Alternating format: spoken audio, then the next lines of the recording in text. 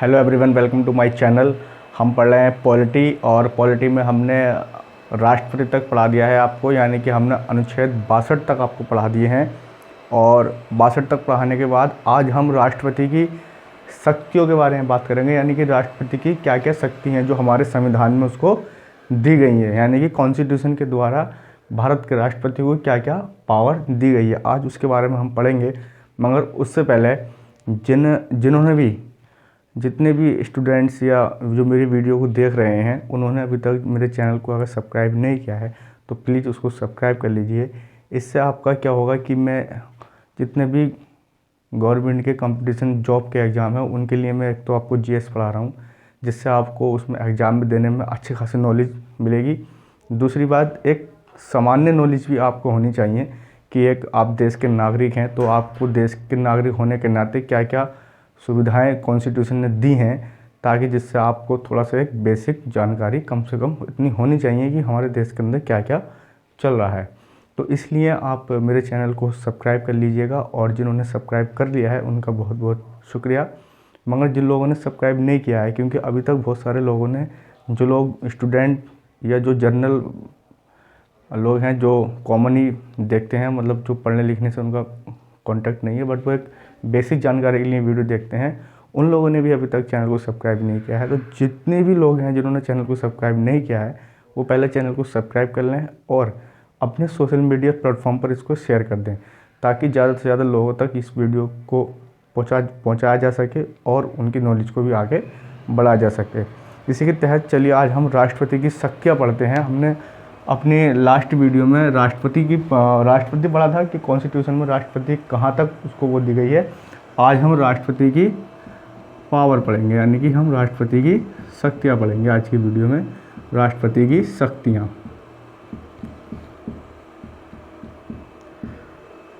के बारे में पढ़ेंगे, ठीक है। राष्ट्रपति की शक्तियों के बारे में हम अध्ययन करेंगे। तो सबसे पहले इसकी शक्ति होती है, एक पहली होती है इसकी कार्यकारी शक्ति।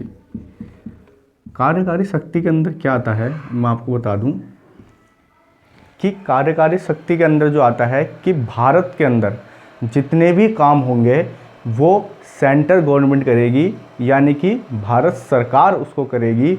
मगर वो सारे काम भारत सरकार करने के बाद भी वो सारे काम राष्ट्रपति के नाम से किए जाएंगे, यानी कि जो भी एक ऑफिशियल लेटर बनेगा उस काम को करने के लिए ऑफिशियल लेटर जो बनेगा उस लेटर में वो राष्ट्रपति के नाम से बनेगा। यानी कि हम अगर किसी से, आप ऐसे समझ लीजिए जैसे हम किसी विदेश से कोई सामान खरीदते हैं या कोई समझौता करते हैं या किसी कोई बिजनेस डील होती है, वो सारी करती तो भारत सरकार है, मगर वो होता राष्ट्रपति के नाम से है या उनके साइन से होता है, ठीक है। ये एक राष्ट्रपति की पावर है। अब सारे काम तो राष्ट्रपति कर नहीं सकता देश के अंदर, मतलब सारे काम राष्ट्रपति तो अपने हाथ से कर नहीं सकता। उसके लिए उसने अपने के द्वारा नियुक्तियाँ की गई हैं। जैसे उसने विभिन्न सारी नियुक्तियाँ की हैं, जैसे आपका उसमें क्या है, यूपीएससी की नियुक्तियाँ की हैं ताकि जो सर्विस के एडमिनिस्ट्रेशन के प्रशासन के काम है वो देख सके। और उसके बाद जो उसने नियुक्तियाँ की हैं, अपनी प्रधानमंत्री की उसने नियुक्ति की है। राष्ट्रपति प्रधानमंत्री की नियुक्ति करता है। अब आप कहोगे कि प्रधानमंत्री की नियुक्ति तो चुनाव के द्वारा होती है, हम लोग वोट डाल के उसकी नियुक्ति करते हैं, मतलब उसको चुनते हैं। सही है, आपकी बात ठीक है कि आप उसको, आपके पास वोट का अधिकार है, आप उसको वोट डालने के बाद उसको चुनते हैं। मगर चुनने के बाद जो उसको शपथ दिलाता है वो राष्ट्रपति ही दिलाता है, और राष्ट्रपति ही उसको कार्य को करवाता है। यानी कि जितने भी कार्य प्रधानमंत्री करते हैं वो सारे कार्य राष्ट्रपति के नाम से और उनके साइन से किए जाते हैं, जो एक ऑफिशियल काम होते हैं, ठीक है। और इसके अंदर वो प्रधानमंत्री नियुक्ति करता है, अपने राजदूतों की नियुक्ति करता है। जैसे वो विदेश में राजदूत है, हमारी एम्बेसी होती हैं, तो वहाँ पर जो राजदूत होते हैं हमारे, वो सीधे भारत के राष्ट्रपति के अंडर में होते हैं, यानी कि उसके सीधे उसके कांटेक्ट में वो काम करते हैं। और इसी तरीके से वो भी राष्ट्रपति के नाम से काम करते हैं, मगर कर तो वो रहे ना, राष्ट्रपति तो यहाँ बैठे हैं, तो ये उनके नाम से और उनके साइन से ये काम किए जाते हैं। तो इसको ये कार्यकारी शक्ति कहा जाता है, ठीक है। एक उसके बाद एक आती है हमारी विधेयी शक्ति, यानी कि कानून बनाने की शक्ति। दूसरी शक्ति होती है हमारी विधेयी की शक्ति या कानून बनाने की शक्ति। कानून बनाने की शक्ति होती है, हमारे कानून बनाने की शक्ति। इसके अंदर क्या होता है मैं आपको बता दूं, इसके अंदर जो होता है कि इसमें वही काम होते हैं जो कानून बनाते हैं, यानी कि इसके अंदर आपको पता कानून बनाने की शक्ति है तो सिर्फ कानून ही बनाए जाएंगे, और ये कानून जो है वो लोकसभा और राज्यसभा में बनते हैं, ये तो आपको पता ही है, मैंने आपको बता ही दिया है। और इसके द्वारा जो है राज्यसभा और लोकसभा में जो है राष्ट्रपति इस शक्ति के यानी कि इस पावर के थ्रू वो अपने लोकसभा में एंग्लो इंडियन यानी कि एंग्लो इंडियन जो होते हैं हमारे एंग्लो इंडियन उनकी नियुक्ति करता है। उनकी संख्या होती है 2, और राज्यसभा में जो मनोनीत सदस्य होते हैं जिनको राष्ट्रपति मनोनीत करता है, यानी कि मनोनीत सदस्य जो होते हैं हमारे राज्यसभा में मनोनीत सदस्य होते हैं हमारे 12। मेरी राइटिंग में मत जाना, नॉलेज पे जाना, नॉलेज पढ़ो आप, राइटिंग में दो, क्योंकि यहाँ पर मैं आपको लिखना नहीं सिखा रहा हूँ, मैं आपको यहाँ पर एक नॉलेज देना चाह रहा हूँ, एक कॉन्स्टिट्यूशन की नॉलेज देना चाह रहा हूँ, जिससे आपको एक कोई से भी एग्जाम में बैठो तो आपको इसमें हो सके। अभी कल उत्तराखंड में एक एग्ज़ाम हुआ है, ईओ का एग्ज़ाम हुआ है, वो ईओ का, उसमें जितना मैंने अभी तक आपको पढ़ा दिया है अनुच्छेद 62 तक जितना मैंने आपको पढ़ाया, उसमें उसी इतने 3, 4, 5 वीडियो के अंदर ही 4 से 5 सवाल पूछे गए हैं। इतना मैं आपको बता रहा हूँ, इसलिए थोड़ा सा सीरियस होकर इसको पढ़ लीजिएगा, ठीक है। एक नियुक्ति ये होती है, उसके बाद एक होती है आपकी अध्यादेश। एक राष्ट्रपति अध्यादेश की उसके पास एक शक्ति होती है, वो लाता है एक अध्यादेश, जिसे कहते हैं हम अध्यादेश की शक्ति। अध्यादेश की शक्ति में क्या होता है, ये शक्ति जब लाई जाती है, इसमें भारत के कानून बनाने का अधिकार होता है, यानी कि राष्ट्रपति को भारत का कानून बनाने का अधिकार होता है। अब आप कहोगे कि अभी आपने कानून बनाने की शक्ति में बताया था कि वो कानून बनाने का अधिकार होता है, मगर वो लोकसभा और राज्यसभा में बनवा रहा है, यानी कि अपने द्वारा लोकसभा में भेजे गए 2 एंग्लो इंडियन और राज्यसभा में भेजे गए 12 मनोनीत सदस्यों के द्वारा वो वहाँ कानून पारित करवा रहा है, वो बना रहा है वहाँ पर राष्ट्रपति, इतनी वहाँ पर उनको पावर दी गई है। अध्यादेश के अंदर क्या कहा गया है कि अध्यादेश के अंदर कहा गया है कि राष्ट्रपति कानून बनाने की शक्ति इसके पास होती है, मगर सिचुएशन क्या होती है, ये कानून अध्यादेश के द्वारा जब बनाया जाता है जब सत्र नहीं चल रहा होता है संसद में, या संसद नहीं चल रही होती है। उस स्थिति में अगर कोई इमरजेंसी आती है तो उस स्थिति में भारत सरकार राष्ट्रपति अध्यादेश लाकर एक कानून पारित कर सकता है, और उस कानून पारित करने के बाद वो कानून वैलिड हो जाता है और उस कानून को मान्यता यानी कि पारित कर दिया जाता है। मगर अध्यादेश के द्वारा लाया गया कोई भी कानून वो सिर्फ 6 महीने के लिए होता है। 6 महीने के अंदर अंदर अगर आपका वो कानून कारगर है तो आपको वो लोकसभा और राज्यसभा में पारित कराकर उसको फिर लाइफ टाइम के लिए आप कानून बना सकते हैं। मगर अध्यादेश का बनाया हुआ कानून सिर्फ 6 महीने के लिए होता है, तो आप इसे एक तरीके से टेम्परेरी कानून भी समझ लीजिए, जो एक इमरजेंसी सिचुएशन आने पर भारत का राष्ट्रपति इसको बनाता है। ये अध्यादेश की पावर राष्ट्रपति के पास होती है, और इसमें सिर्फ मैक्सिमम 6 महीने का टाइम है कि आप कोई, क्योंकि जो सत्र चलते हैं ना सब, मतलब उसमें संसद में जो संसद में सत्र चलते हैं वो 3 सत्र चलते हैं हमारे, और तीनों सत्रों के बीच में कभी भी इतना गैपिंग नहीं होती जो 6 महीने की गैपिंग हो। मैक्सिमम 3 महीने की या 4 महीने की इतनी गैपिंग होती है। एक सत्र में तो 2 महीने की 1 महीने की गैपिंग होती है। तो आप अगर ऐसी सिचुएशन में कोई कानून लेके आ रहे हैं, आपको ऐसी सिचुएशन आ गई देश के अंदर कि हमें भाई इमरजेंसी में एक कानून पारित करना पड़ रहा है, तो आप उसको कानून को पारित कर सकते हैं, मगर उसकी वैलिडिटी 6 मंथ की होगी, यानी कि 6 मंथ की उसकी आपकी वैलिडिटी होगी। अगर वो कानून कारगर है तो आप उसको लोकसभा राज्यसभा में पारित कराकर, और राष्ट्रपति तो हैं ही, और उसको साइन कर देंगे तो वो कानून लाइफ टाइम के लिए बन जाएगा। उसके बाद एक होती है हमारी वित्तीय शक्ति, जिसे कहते हैं वित्तीय शक्ति। वित्तीय शक्ति होती है। इस वित्तीय शक्ति में क्या होता है, जो भारत का जो बजट होता है, जिसे हम भारत का बजट जो सालाना सरकार निकालती है, तो अमूमन जो कॉन्स्टिट्यूशन के अंदर जो राइट है वो ये है कि बजट जो है वो संसद के अंदर राष्ट्रपति आकर प्रस्तुत करेगा, यानी कि राष्ट्रपति उसको बताएगा। मगर राष्ट्रपति के पास बहुत सारे काम होते हैं, तो राष्ट्रपति उस विधेयक को यानी कि उसको बजट को राष्ट्रपति खुद ना करके वो इस काम को अपने द्वारा बनाए गए मंत्री, यानी कि जिसको हम वित्त मंत्री कहते हैं, तो ये वित्तीय बजट जो होता है वो वित्त मंत्री द्वारा उसको दिया जाता है कि आप इसको जाइए बजट को लेकर और संसद में इसको बताइए और पारित करवाइए। ठीक है, क्योंकि राष्ट्रपति ही, वैसे कॉन्स्टिट्यूशन में राष्ट्रपति का राइट है कि वो खुद भी जाकर इस कानून को आपके सामने यानी कि इस बजट को वो आपके सामने ला सकता है। मगर वो ये काम खुद ना कर वित्त मंत्री से कराता है, जो कि एक कैबिनेट मंत्री होता है भारत सरकार का, वित्त मंत्री, उसके द्वारा इस काम को कराया जाता है। अगर मान लीजिए उस सिचुएशन में अगर हमारे देश के जो वित्त मंत्री हैं अगर वो अनुपस्थित होते हैं, यानी किसी कारण से वो अब्सेंट होते हैं पार्लियामेंट में, तो उनकी जगह पर कोई भी, यानी कि भारत सरकार का कोई भी कैबिनेट मंत्री राष्ट्रपति के कहने पर उस बजट को आपके सामने पेश कर सकता है, यानी कि संसद के सामने उसको पेश कर सकता है। मेरा कहने मतलब आपसे क्या है, संसद से। ठीक है, जो मैं आप कह रहा हूँ तो वो संसद को कह रहा हूँ, यानी कि संसद के सामने वो इसको बजट को पेश कर सकता है। एक तो इसकी पावर ये हो गई। अब तक हमने इसकी 4 पावर पढ़ी। पहली पावर हमने कार्यकारिणी पढ़ी, दूसरी पावर हमने विधेयक यानी कानून बनाने की शक्ति पढ़ी, तीसरी भी कानून बनाने से ही है मगर वो इमरजेंसी के केस में है जिसे हम अध्यादेश कहते हैं, चौथी पढ़ी हमने वित्तीय शक्ति, और हम 5वीं पढ़ते हैं इसकी जो महत्वपूर्ण है वो है सैन्य शक्ति। यानी कि एक यहाँ पे ले लीजिएंगे हम इसमें बीच में,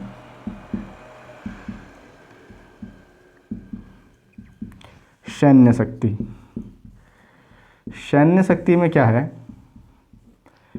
सैन्य शक्ति में क्या है मैं आपको बता दूं। सैन्य शक्ति में तीनों सेनाओं का प्रधान जो है कॉन्स्टिट्यूशन ने, भारत इंडियन कॉन्स्टिट्यूशन ने वो एक राष्ट्रपति को बनाया है। यानी कि हमारे देश की कॉन्स्टिट्यूशन ने तीनों सैन्यों का, थल सेना, जल सेना और वायु सेना का जो प्रमुख है, यानी कि इसका जो अध्यक्ष बनाया गया है वो राष्ट्रपति को बनाया गया है। ठीक है, इसके बाद आती है हमारी वीटो।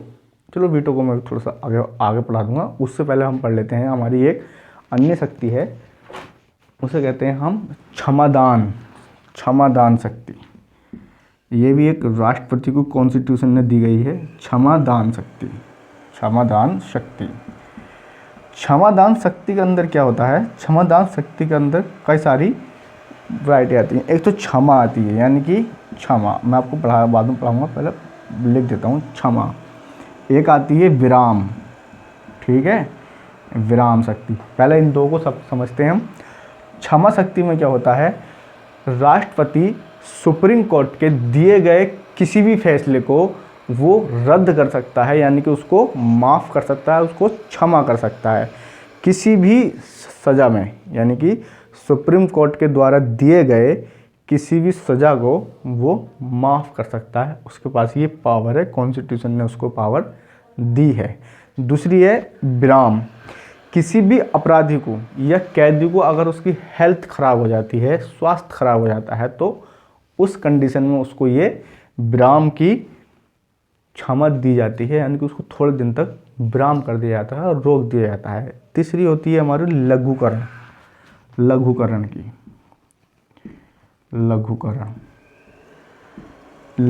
की शक्ति में क्या होता है, इसमें सज़ा की प्रकृति, यानी कि जो उसकी प्रकृति है उसको ही बदल देते हैं, यानी कि सज़ा की जो प्रकृति है उसको ही बदल दिया जाता है। यानी कि मान लो अगर किसी को 10 साल की कठोर सज़ा दी गई है, यानी कि उसको कठोर कारावास है, 10 साल का किसी को अगर कठोर कारावास है, तो राष्ट्रपति अपनी लघुकरण की शक्ति का उपयोग कर उसको, अगर वो उसके पास याचिका लगाता है अपराधी या कैदी, तो उस याचिका में वो सुनवाई करते हुए इस 10 वर्ष की कठोर कारावास को वो 10 वर्ष का साधारण कारावास कर सकता है। ठीक है, उसको साधारण कारावास कर सकता है। ठीक है, साधारण कारावास कर सकता है, यानी कि आपका मतलब, मेरा कहने का मतलब है कैदी से। अभी आप अपने ऊपर पर्सनल इसको मत ले जाइएगा। किसी कैदी को अगर 10 साल का कठोर कारावास है और उस कैदी ने राष्ट्रपति के यहाँ याचिका लगाई है कि मुझे इस कारावास से मुक्ति दी जाए, तो उसको क्या किया जाता है कि राष्ट्रपति के द्वारा लघुकरण का उपयोग करने के बाद उसके कठोर कारावास को साधारण यानी कि नॉर्मल सज़ा में उसको कन्वर्ट कर दिया जाता है। उसके बाद होती है परिहार। ठीक है, परिहार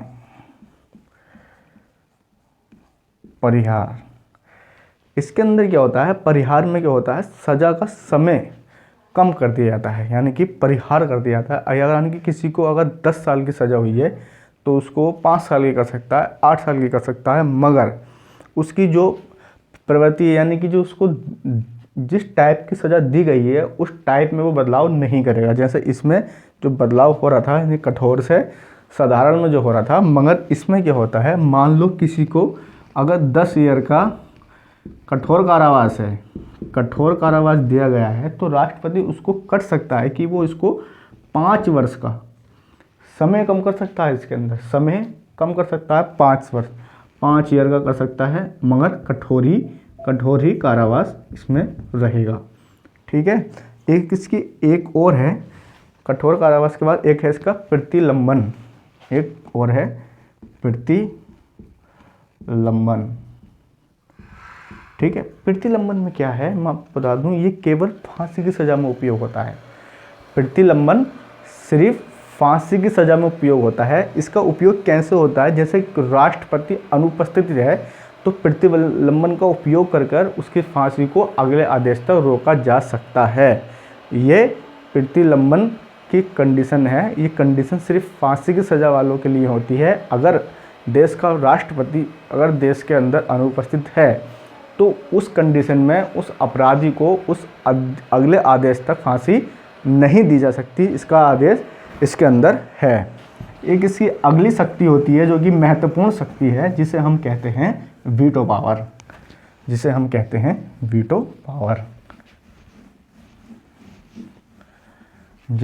वीटो पावर के नाम से जानते हैं। वीटो पावर, राष्ट्रपति का वीटो पावर,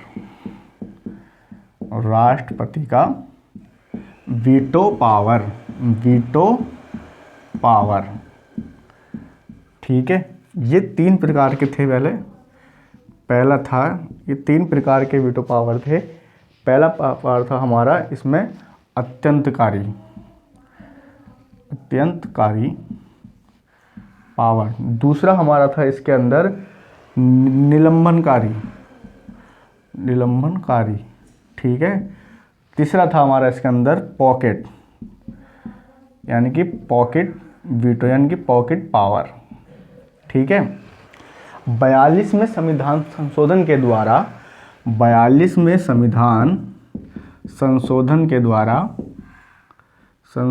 द्वारा इसको ख़त्म कर दिया गया, यानी कि इसको रद्द कर दिया गया है।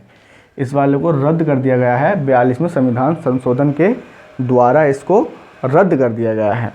निलंबनकारी में क्या आता है, इसके अंदर क्या आता है, किसी भी बिल को राष्ट्रपति दोबारा संसद में भेज सकता है पुनः विचार के लिए, यानी कि दोबारा इसको भेज सकता है वो पुनः विचार के लिए। लेकिन वापस संसद से पुनः विचार करने के बाद अगर दोबारा राष्ट्रपति के पास वो आता है तो दोबारा राष्ट्रपति के आने के बाद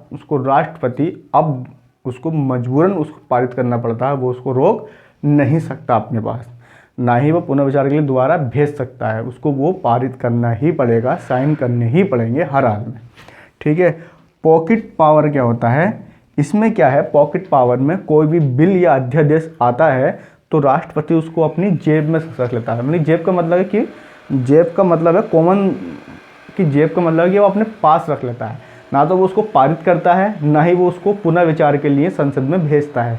वो सिर्फ उसको अपने पास रख लेता है। ठीक है, और पास रखने के बाद वो सालों साल तक उसके पास पड़ा रहता है, जिसको ना तो वो पुनः विचार के लिए दोबारा जा रहा है संसद में और ना ही वो उसको पारित कर रहा है। ठीक है, तो हमने आज राष्ट्रपति की पावर पढ़ी, राष्ट्रपति की हमने आज शक्तियाँ पढ़ी हैं, और शक्तियाँ पढ़ने के बाद हमने आज राष्ट्रपति पूरा कंप्लीट कर दिया है, यानी कि हम अनुच्छेद 62 तक उसको पूरा कंप्लीट कर चुके हैं। अब हम कल अगली नेक्स्ट वीडियो में पढ़ाएंगे आपको उपराष्ट्रपति। उपराष्ट्रपति भी क्या है, उपराष्ट्रपति से भी 1-2 क्वेश्चन बन जाते हैं। उपराष्ट्रपति जो है वो आर्टिकल आपका 63 से 69 तक है। उपराष्ट्रपति आपका 63 से 69 तक है। इसको हम पढ़ाएंगे नेक्स्ट वीडियो में। मगर मैं आपसे एक बार फिर ये रिक्वेस्ट करता हूँ कि इस वीडियो को आप सब्सक्राइब कर लीजिए इस चैनल को, और जिन्होंने चैनल को सब्सक्राइब नहीं किया है वो चैनल को सब्सक्राइब कर लें, और जिन्होंने चैनल को सब्सक्राइब कर लिया है वो इसको अपने प्लेटफॉर्म, जो सोशल मीडिया प्लेटफॉर्म है उस पर इसको शेयर करें, ज़्यादा से ज़्यादा शेयर करें, उसको लाइक करें। Thank you everyone, thank you.